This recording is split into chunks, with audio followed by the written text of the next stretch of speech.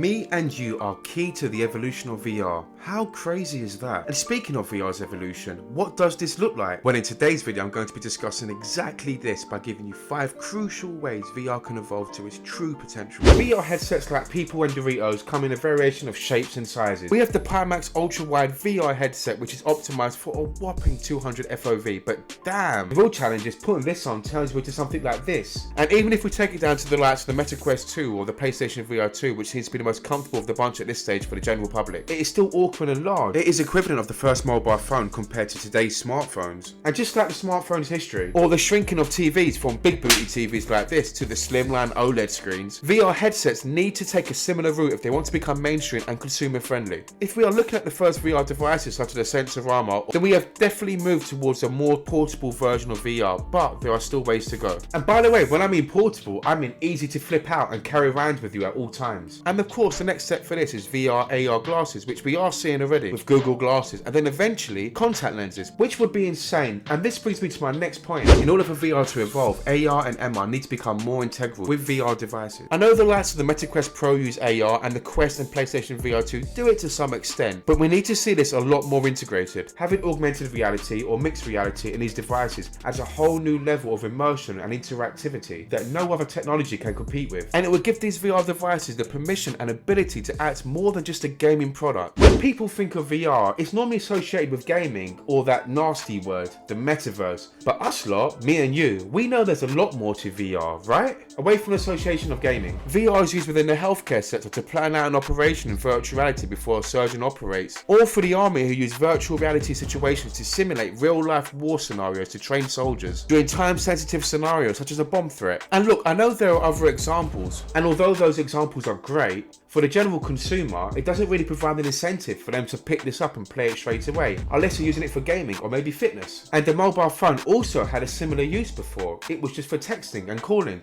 And now look at it, it's a mini computer. VR devices and headsets need to follow a similar trajectory. The MetaQuest Pro is trying to do this right now by allowing you to bring up a virtual desktop to do your work or creative means, VR chat, or stream and watch programs on Peacock. These are the foundations to VR's evolution, and this is not even taking into account the communication possibility. These virtual reality devices have the opportunity to enhance things like video phone calls. And no, I don't mean no weird non-legged metaverse world. I mean realistic meetings where you're actually seeing and meeting the people in holographic or virtual spaces. Of course, the tech needs to be there for this to be a very easy, seamless experience, but if pulled off, converts VR devices into an essential piece of technology that you need. And what else is universal with mobile and smartphone devices? It's all of this. Social media is a goldmine, and having these platforms available for VR devices could be a huge hit. The key is to make these social media platforms a more enjoyable experience and easy to access as their mobile versions. Sure, you can watch YouTube in your virtual lobby if you want to, but the reality is, unless you've got the headset on already, you're probably going to go onto your computer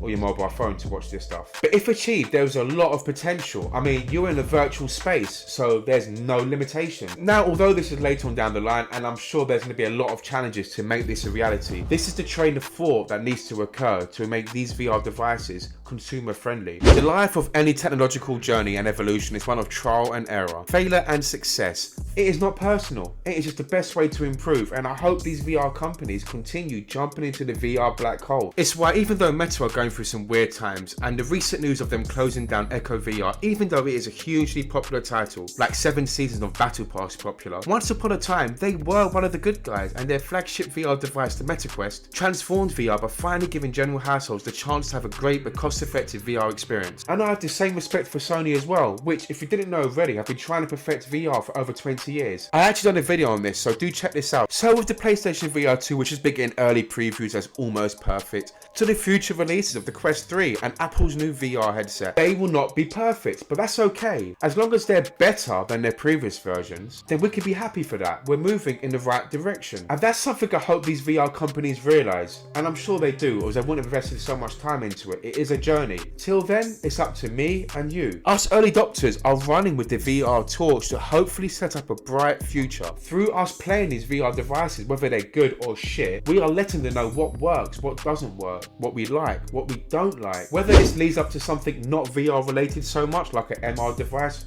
who knows? Either way, we're here for the journey. And as long as I can still game and play my VR devices in these immersive spaces and these get better and better, I'm good. But personally, I think in order for VR to truly evolve, it needs to become more portable. This is the number one thing for me.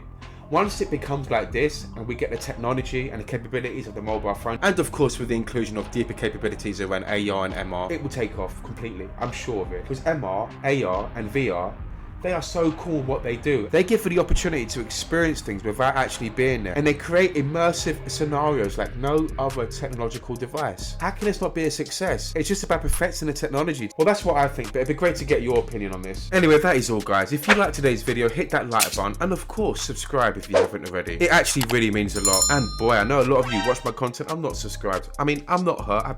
I promise. Anyway, if you are new here, I'm Techlo and I have a ton of videos I want to share with you guys, from the PlayStation VR 2 to gaming to just the future of VR in general. So if you're into that sort of stuff, you know what to do. I'll see you all next video.